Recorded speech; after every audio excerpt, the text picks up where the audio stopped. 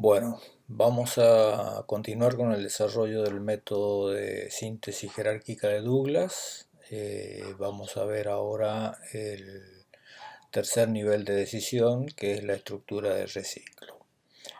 Para ello, vamos a ver primero cuáles son fundamentalmente las decisiones o las consideraciones que hay que realizar a efectos de dejar definido o por lo menos determinado la estructura del reciclo de nuestro proceso. Las decisiones para la estructura de reciclo son básicamente 7 y son las siguientes. En primer lugar, cuántos sistemas de reactor se requieren y ver si hay alguna separación entre los sistemas de reactor. La número 2 es cuántas corrientes de reciclo se requieren. La número 3, se requiere exceso de algún reactante a la entrada del reactor. Eso lo tendremos que responder. La número 4, se requiere algún compresor y cuáles son los costos de ese compresor, ya que si hay reciclo gaseoso, fundamentalmente lo más probable es que haya un compresor que tiene costos importantes. La quinta es analizar la operación del reactor, si el reactor debe ser operado adiabáticamente con calentamiento directo o indirecto, o si no, si se requiere un diluyente o un inerte tipo carrier o transportador de calor. En sexto lugar, vamos a ver si se quiere cambiar la conversión de equilibrio, y cómo, algunas consideraciones sobre la conversión de equilibrio, ya que cuando hay reacciones reversibles o con equilibrio, hay que tomar algunas precauciones o algunas consideraciones para ayudarnos a lograr que el reactor produzca el producto que nosotros deseamos y con la conversión deseada y fundamentalmente con la distribución de producto deseada. Y la séptima es cómo afectan al potencial económico los costos del reactor, que al igual que en el tema anterior, en el nivel anterior, vamos a terminar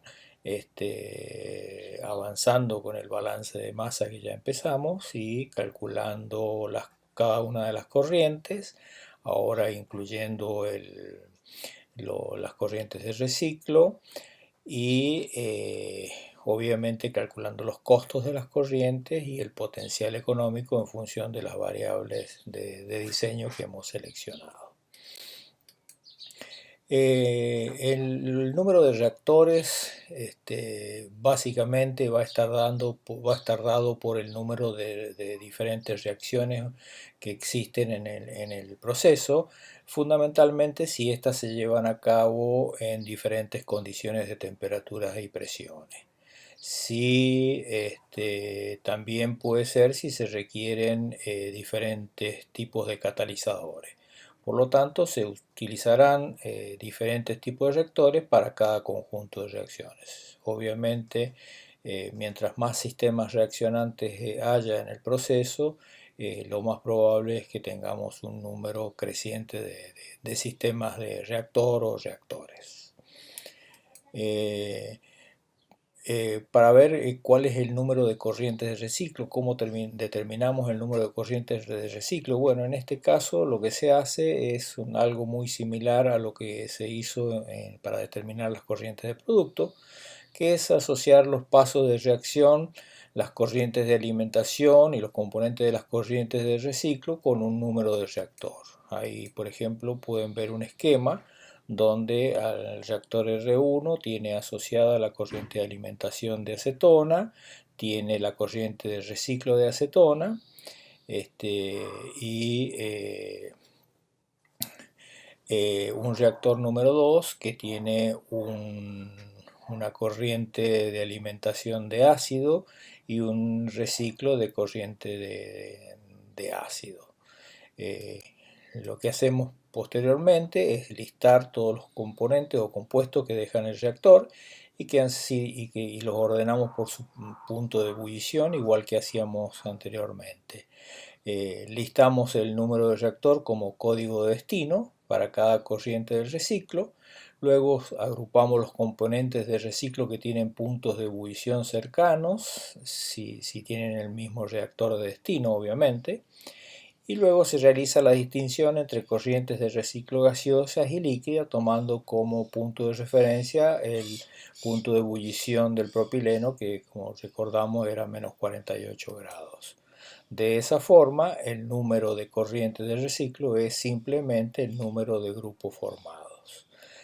Aquí queda latente una regla del arte o una recomendación que es obvia y es la siguiente: nunca separar dos componentes que luego se van a mezclar al entrar al reactor. Veamos ahora las consideraciones sobre el reactante en excesos.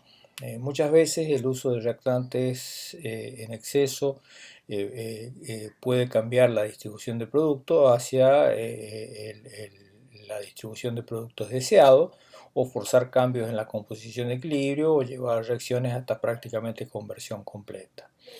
Obviamente todo exceso de reactante por sobre el valor estequiométrico supone de alguna forma un mayor volumen de flujos o de líquidos que vamos a manejar dentro del proceso.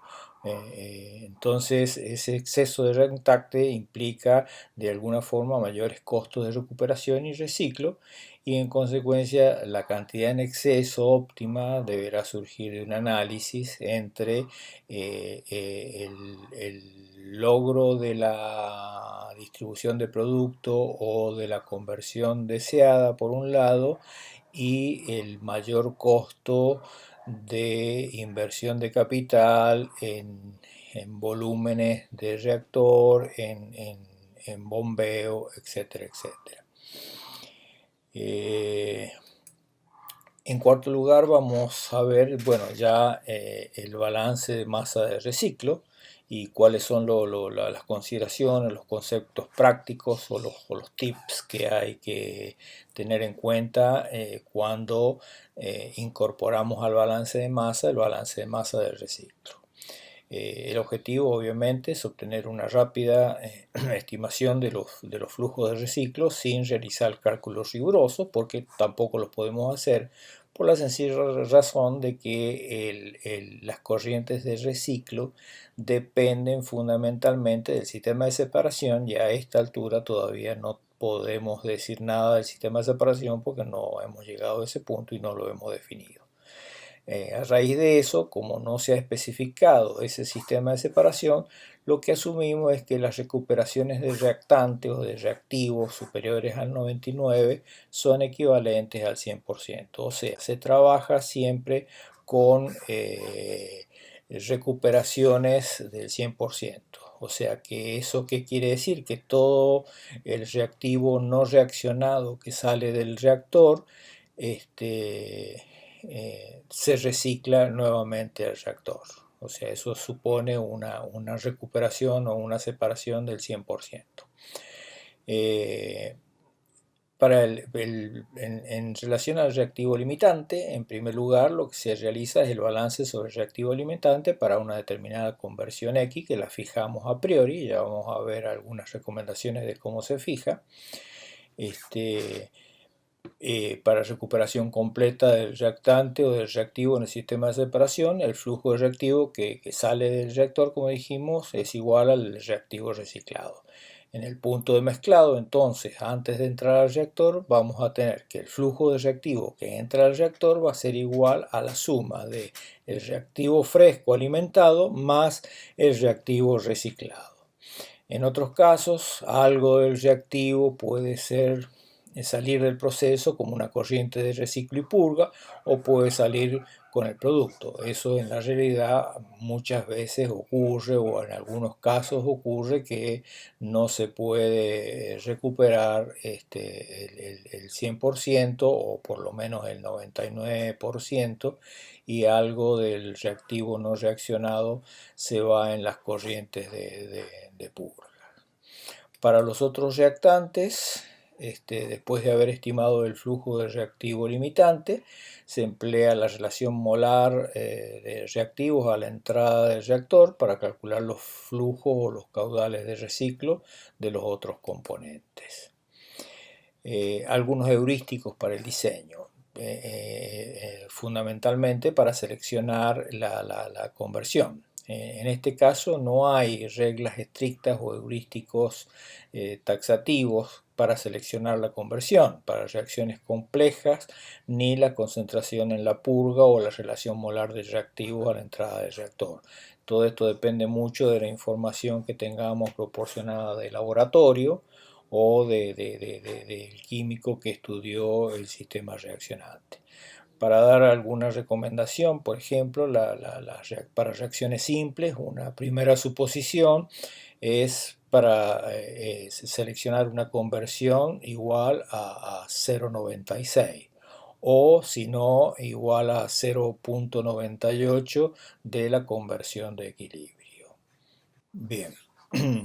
Para el caso de que tengamos reacciones secundarias reversibles y tenemos subproductos formados, como el caso del difenilo, si se recicla ese subproducto reversible que se forma a través de esa reacción secundaria reversible, y dejamos que se acumule hasta su concentración de equilibrio, el caudal o el flujo de reciclo se calcula usando la relación de equilibrio a la salida del reactor. El ejemplo más claro de esto es en el proceso HDA que estamos viendo. Es la reacción reversible del benceno, que se descompone para dar difenilo. En ese caso podemos utilizar la constante de equilibrio para hacer el cálculo del flujo de reciclo.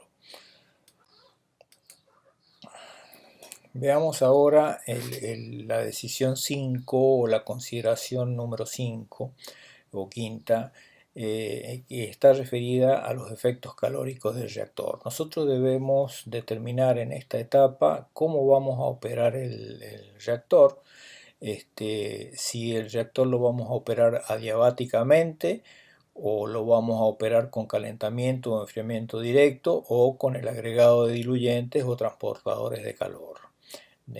Para eso es muy importante conocer la carga calórica que tiene el reactor, y la temperatura adiabática el cambio de la temperatura adiabática del reactor, o sea, la temperatura de salida para una operación adiabática del reactor. Los balances de masa de reciclo y seguramente el balance de masa general deberán obviamente ser recalculados. Estas decisiones deben ser tomadas antes de considerar el sistema de separación, porque el agregado, en el caso de que tengamos que agregar un diluyente o un inerte como transportador de calor que se denomina, o como carrier, esto nos va a agregar una cantidad mayor de fluidos que tenemos que separar y considerar en la etapa de separación del proceso. Entonces, a efectos de tomar decisiones en relación a los efectos calóricos del reactor, lo que debemos hacer es fundamentalmente dos cálculos. Primero, la carga calórica, el cálculo de la carga calórica del reactor, y segundo, el cambio de la temperatura adiabática. En estos cálculos nos van a dar una cantidad de información muy importante sobre la forma en que tenemos que operar calóricamente el reactor y las temperaturas que tendremos que manejar en el diseño del mismo. El cálculo, en primer lugar, el cálculo de la carga calórica del reactor para reacciones simples no es ni más ni menos que el calor de reacción por el caudal de alimentación fresca. Esa es la carga calórica del reactor. Esto lo saben ya ustedes de ingeniería de las reacciones. Para reacciones complejas, bueno, lo que se hace es seleccionar las variables de diseño y se calcula la extensión de cada reacción y luego se calcula la carga calórica correspondiente a cada una de las reacciones. Para el cálculo del cambio de temperatura adiabático, una vez que hemos determinado la carga calórica del reactor y los caudales a través del reactor en función de las variables de diseño, en este caso de la de la conversión y de la reacción, la fracción de molar de hidrógeno perdida en la purga, se puede calcular el cambio de la temperatura adiabática. Este cálculo de la temperatura adiabática no es ni más ni menos que el cálculo de la temperatura de salida del reactor, que está puesta ahí en esa ecuación como T sub R out, en la cual la carga calórica es igual a F por Cp por la diferencia de temperaturas entre la entrada y la salida. Obviamente este no es ni más ni menos que el uso de la ecuación del famoso Q igual a mCp por delta T, que es una de las ecuaciones más usadas por los ingenieros de procesos.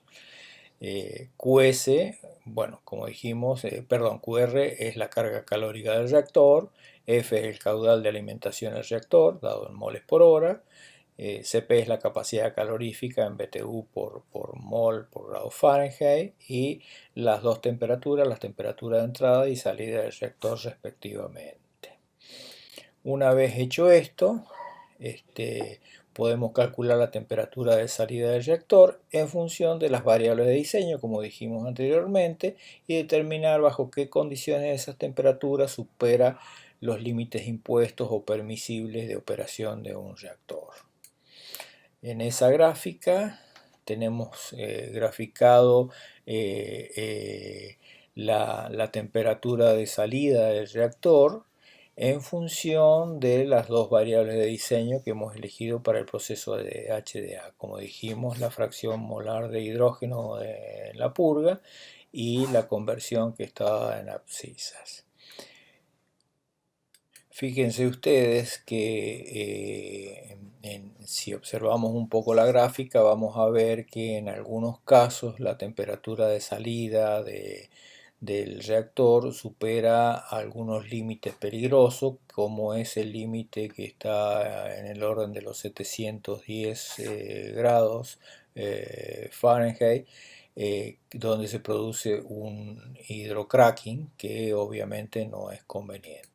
Por lo tanto, los heurísticos para la carga calórica son los siguientes. Si la operación adiabática no es factible, o sea, porque no se tiene que trabajar en valores no permisibles o se violan algunas restricciones de operación, entonces lo que se hace es intentar el calentamiento o enfriamiento directo.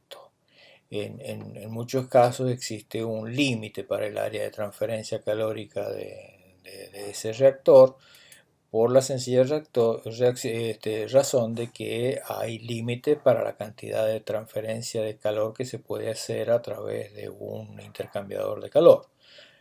Como ejemplo, el área máxima de transferencia de calor que se puede obtener en la carcasa de un intercambiador de calor de cabeza flotante está en el rango de 6.000 a 8.000 pies cuadrados. Eso para dar una idea de cuánta cantidad de calor se puede ingresar o extraer de un reactor.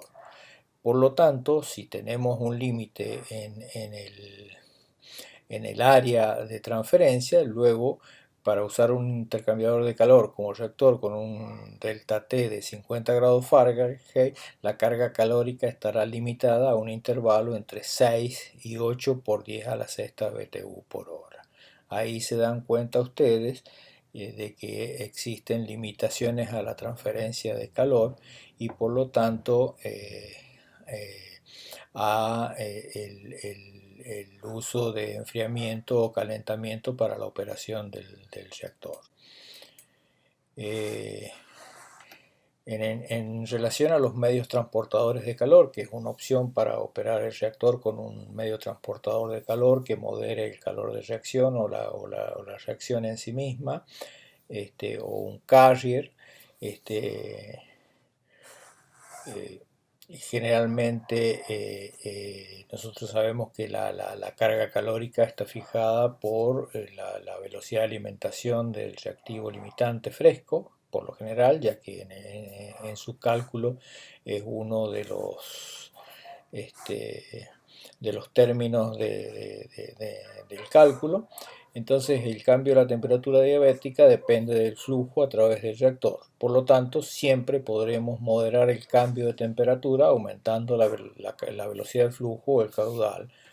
¿Y esto cómo lo podemos lograr? Y bueno, lo podremos lograr o reciclando más reactivo, producto o subproducto, o agregando un componente extraño que actúe como medio de transporte de calor. Esto conduce a un sistema de separación más compleja, obviamente, como lo dijimos recién, porque es una corriente extraña que estamos adicionando. Como ejemplo, uno de los ejemplos más comunes es el uso de aire en lugar de oxígeno. Como reactante en las reacciones de oxidación, muchas veces se agrega como moderador de la reacción o como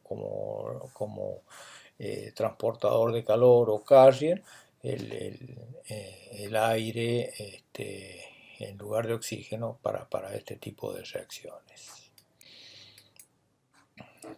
Veamos ahora algunas consideraciones cuando tenemos reacciones reversibles, o sea, las consideraciones que hay que tener en cuenta cuando hay equilibrio y cuáles son las limitaciones que impone el equilibrio. Esto ocurre muchas veces en muchos procesos industriales y tiene generalmente una influencia importante en la distribución de productos, ya que muchas veces a nivel industrial es más importante la distribución correcta de producto antes que la conversión. En muchos casos es necesario encontrar el valor exacto de esa conversión de equilibrio como una función de las variables de diseño, porque ese valor después me aparece en el modelo cinético usado para determinar el tamaño del reactor. En el caso de reactores separadores, si uno de los productos se puede extraer mientras la reacción está ocurriendo, entonces una reacción aparentemente limitada por el equilibrio puede ser forzada a desarrollarse hasta conversión completa. Esto es lo que puede pasar si nosotros estamos extrayendo permanentemente el difenilo, por ejemplo, que era una de las opciones en el proceso de HDA. Obviamente esto altera fundamentalmente la conversión y la cantidad de reactivo que tenemos que utilizar. En el caso de las reacciones exotérmicas reversibles, la conversión de equilibrio decrece cuando la temperatura aumenta, y por lo tanto estas reacciones frecuentemente se llevan adelante en una serie de reactores adiabáticos con intercambiadores de calor intermedios o bypass de alimentación fría para disminuir la temperatura entre los dos reactores consecutivos. De esta manera queda salvado el compromiso entre altas temperaturas, o sea, reactores pequeños, y conversiones de equilibrios altas. Finalmente, en el caso de los diluyentes, para aquellas reacciones donde hay productos gaseosos, el agregado de un diluyente o un inerte o un carrier lo que hace es, en vez de disminuir la concentración, lo que hace es disminuir la presión parcial de un componente y por lo tanto desplazar la conversión de equilibrio. Un ejemplo de esto es las reacciones donde hay hidrocarburos, en las cuales el diluyente más usado generalmente como transportador de calor también es el vapor, ya que este es muy fácil de separar porque no se mezcla con los hidrocarburos. Bueno, veamos ahora las consideraciones y los cálculos necesarios para determinar el costo de instalación y el costo de operación del compresor, que generalmente aparece cuando hay un reciclo de gas en el proceso. En el caso del diseño del compresor y los costos, se puede utilizar, todo dependerá del compresor, pero a modo de ejemplo vemos la ecuación de diseño de la potencia teórica para un compresor centrífugo, que está dado por esa expresión, que es una expresión que ustedes seguramente han visto en termodinámica o en máquinas térmicas, donde se calcula la potencia en HP y está dado en función de la presión de entrada, el caudal de salida y la relación de compresión. Obviamente la relación de compresión a esta altura no la conocemos, entonces tenemos que utilizar hacer una estimación, ¿no es cierto? Usar una relación de compresión estimada. Bueno, y el gamma es la relación de los CP a volumen y a presión constante. Las presiones están dadas en libras por feet cuadrado y el caudal está dado en pies cúbicos por minutos. Obviamente el in son de entrada y el out es de salida. Eh, la temperatura de salida de una etapa de compresión se puede calcular con esa expresión, y en este caso eh, las presiones y las temperaturas deben estar en unidades absolutas. Los valores de gamma están tabulados para distintos tipos de gases, como esos que se muestran ahí en la tabla, para gases monoatómicos, diatómicos, gases más complejos, etcétera, etcétera. Para los cálculos iniciales y a los efectos de calcular la potencia gastada o consumida por el sistema de compresión para calcular el costo de operación, lo que se hace es estimar una eficiencia de compresión del orden del 90%, que bueno, que son debidas a distintas causas como pérdidas por fricción en las válvulas de entrada y salida y en las partes metálicas y móviles, fenómenos de turbulencia de fluido, etcétera, etcétera. Y por otra parte se asume también una eficiencia del motor eléctrico que mueve el compresor, ¿no es cierto?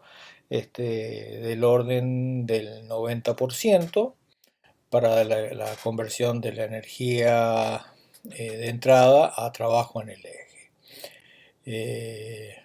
A partir de esto podemos calcular, conociendo la potencia del compresor, la potencia teórica del compresor, podemos calcular su costo instalado. Para ello utilizamos una ecuación como la que se ve ahí, en la cual el costo instalado está dado por una ecuación que incluye fundamentalmente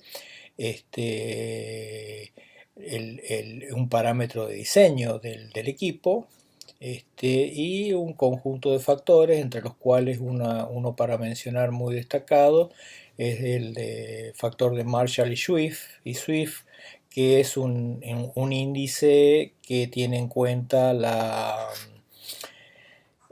inflación a través del tiempo. Este tipo de correlaciones en las cuales o mediante las cuales uno puede calcular los costos de los equipos en base a un parámetro de diseño del equipo, en este caso la potencia del compresor, o puede ser un área de un intercambiador, o un volumen de reactor, o el número de platos, y la altura o las dimensiones de una torre. Son correlaciones, las denominadas correlaciones de costo de Guthrie, que este señor Guthrie hace ya muchos años se tomó el trabajo de establecer correlaciones así de orden teórico y práctico que le permiten hacer estimaciones rápidas del costo de instalación o el costo de inversión de todos los equipos que hay en un proceso. En este caso, en el caso del compresor, bueno, como dijimos, se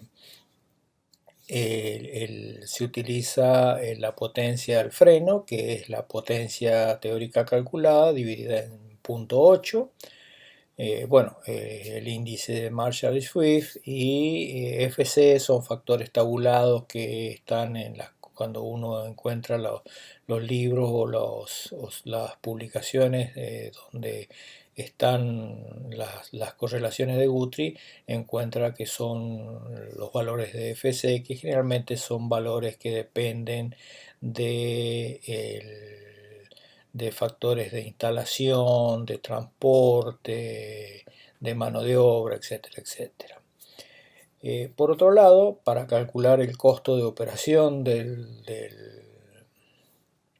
compresor, lo que hacemos es dividir el valor de la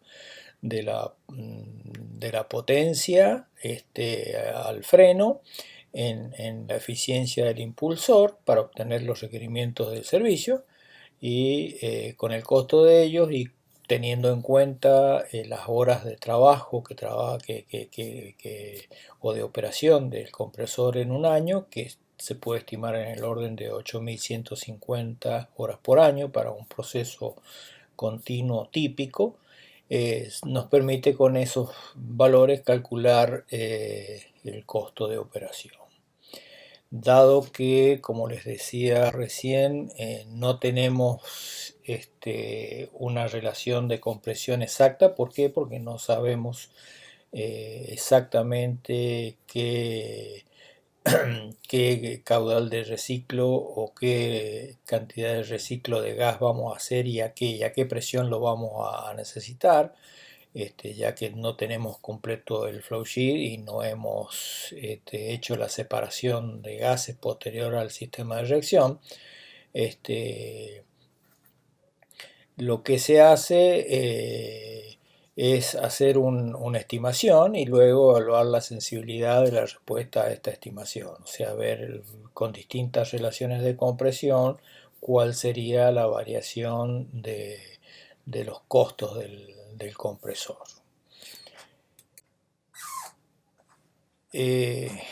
Obviamente este costo del compresor, ¿por qué lo comentamos o por qué lo mencionamos? Por la sencilla razón de que generalmente en la mayoría de los procesos donde hay etapas de compresión o compresión de corrientes de gases, el costo de los compresores suele ser muy importante dentro del costo total de inversión y de operación del proceso, incluso en la mayoría de los casos mucho más grande que el mismo costo de los reactores. Veamos ahora algunas consideraciones sobre el diseño del reactor.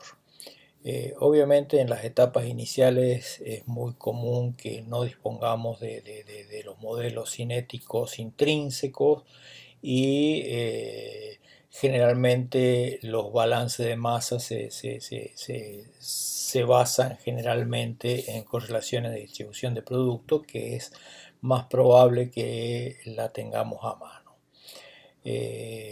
Generalmente para el diseño del reactor se asume que se va a usar el mismo tipo de reactor en la planta industrial que el que se usó en el laboratorio, ya sea un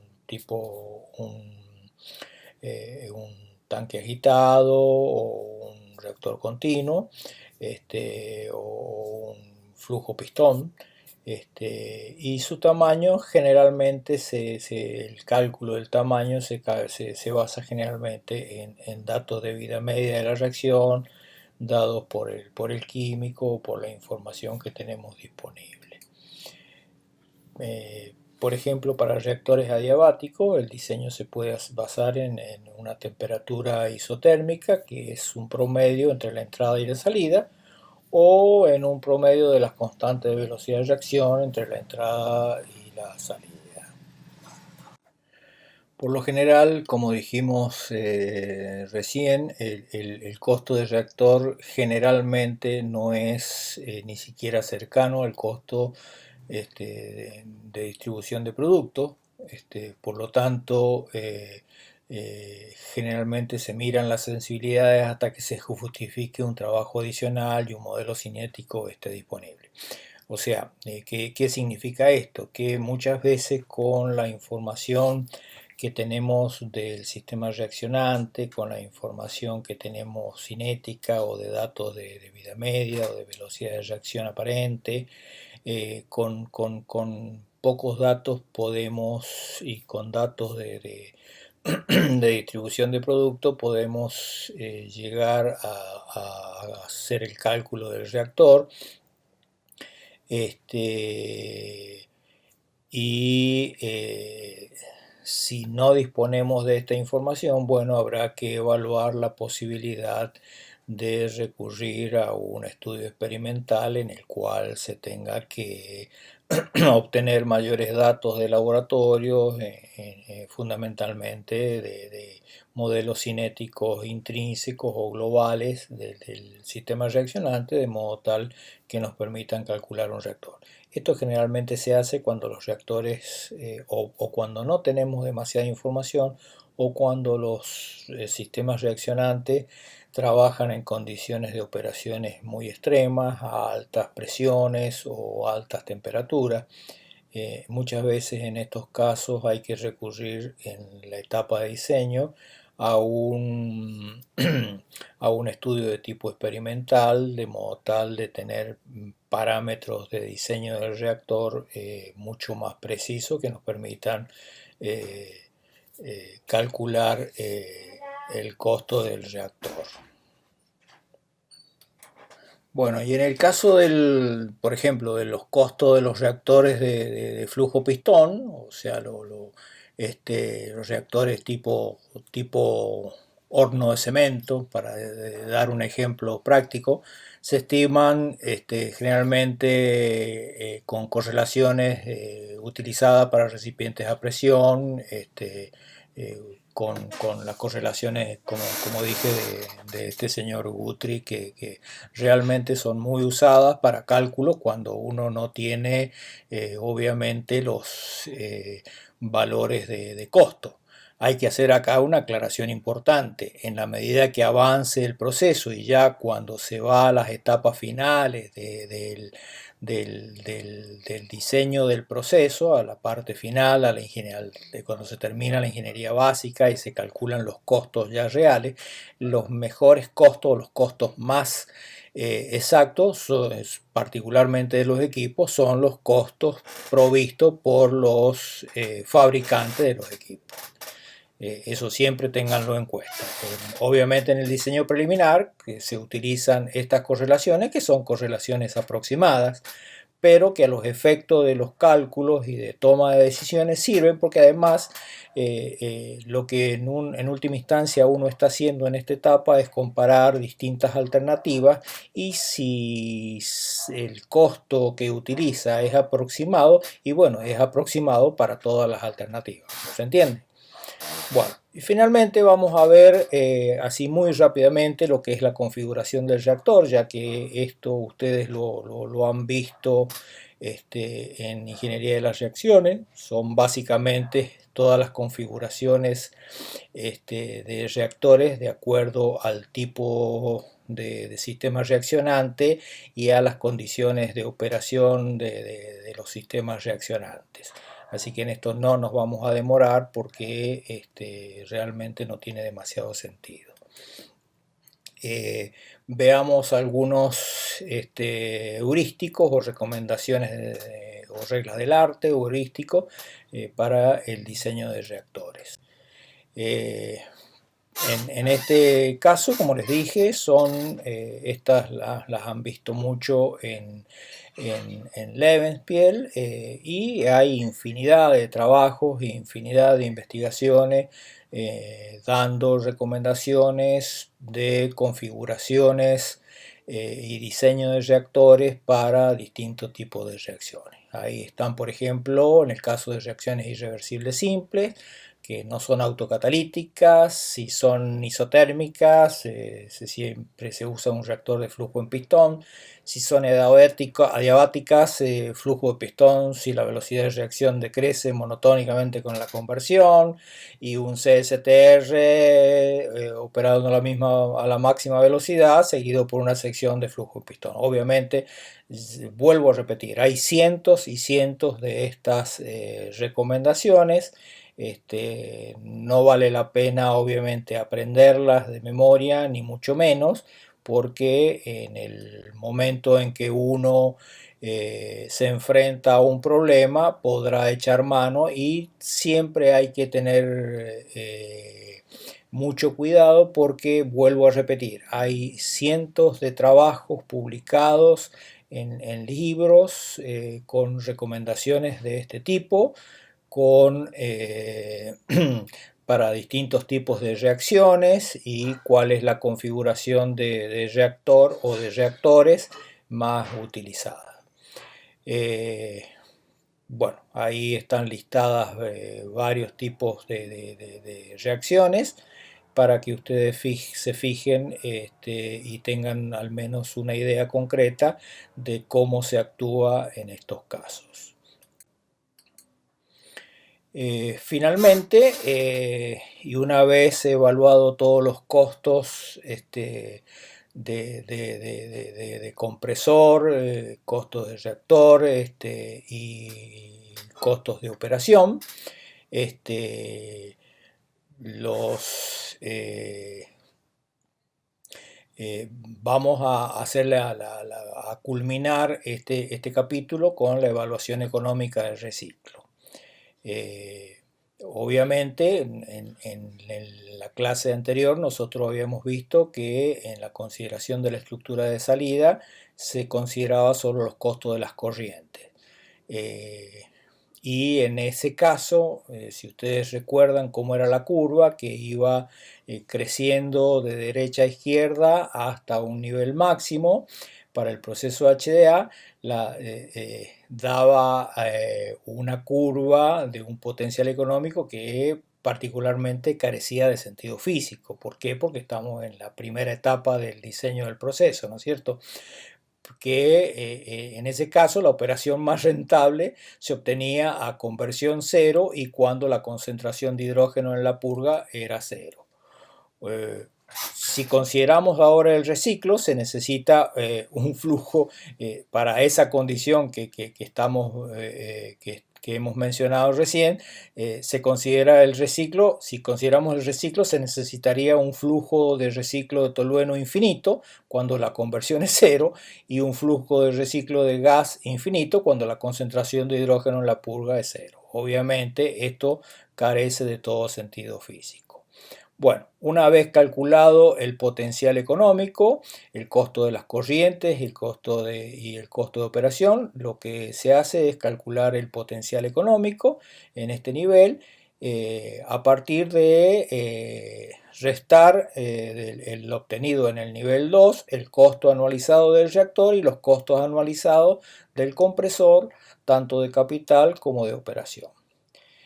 Una vez hecho esto y graficado nuevamente el potencial económico, se observa cómo se modifica la curva de potencial económico, a diferencia de lo que ocurría en el análisis de la estructura de entrada-salida, y vemos que ahora los valores de más alto potencial económico se van desplazando hacia conversiones crecientes, en este caso en el orden de 0,3, 0,4, 0,2, dependiendo de la fracción de hidrógeno en la purga. De esta forma, O vuelvo a repetir, acá tendrán que analizar si el proceso sigue siendo rentable y si el potencial económico está muy por arriba de los valores de cero o negativo, porque si llegara a ocurrir eso, ustedes ya saben que tendrían que tomar decisiones de alternativas o suspender el proyecto o buscar nuevos caminos de reacción, etcétera, etcétera. Bueno, con esto damos por finalizado el tema de la estructura de reciclo del proceso y obviamente el tercer nivel del método de síntesis jerárquica de Douglas.